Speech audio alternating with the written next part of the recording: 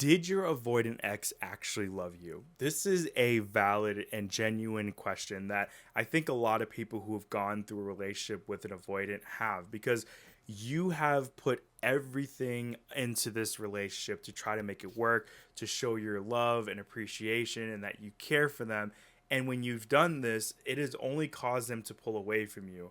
And they've constantly played this game of push and pull where when you've tried to open up to them, they've pulled away. And then the moment that you start pulling away, they essentially start to get scared, and then they start to show a whole different side of them to you. And the surprising answer to this question is that yes, they did. But the issue here is that they loved you the way that they wanted. And that is problematic because the way that they love is to try to only be construed to a certain way, right? They're only going to show you a certain amount of love and care and emotion that is not going to cause them to feel vulnerable. That's not going to cause them to feel too much emotion that's going to overwhelm them. And to you, it just looks like they're not really invested in the relationship. And they make you feel like you're a problem and that the way that you're trying to show this love is an issue. And this is all to do with them. And it's so easy for you to interpret that as a problem with you and, causing you to wonder if this person ever loved you. But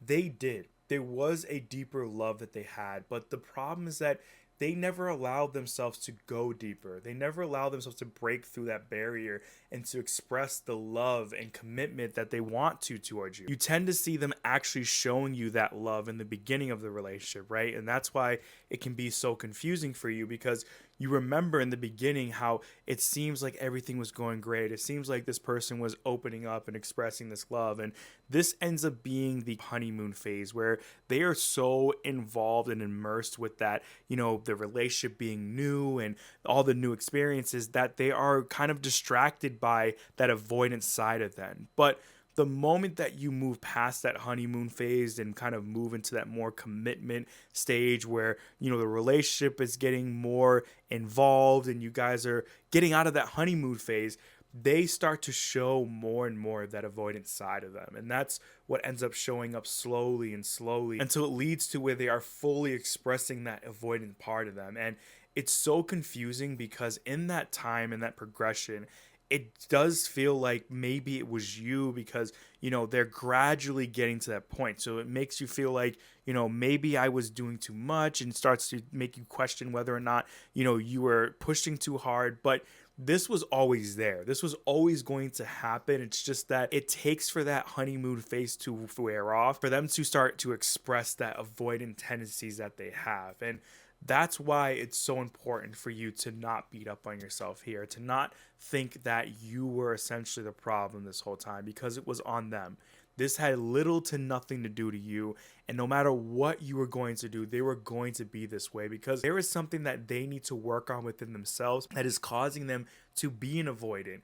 And until they begin to understand that and face that and actually want to then begin to work through this, they're never going to be able to heal from this. And it's always going to show up no matter what relationship it is.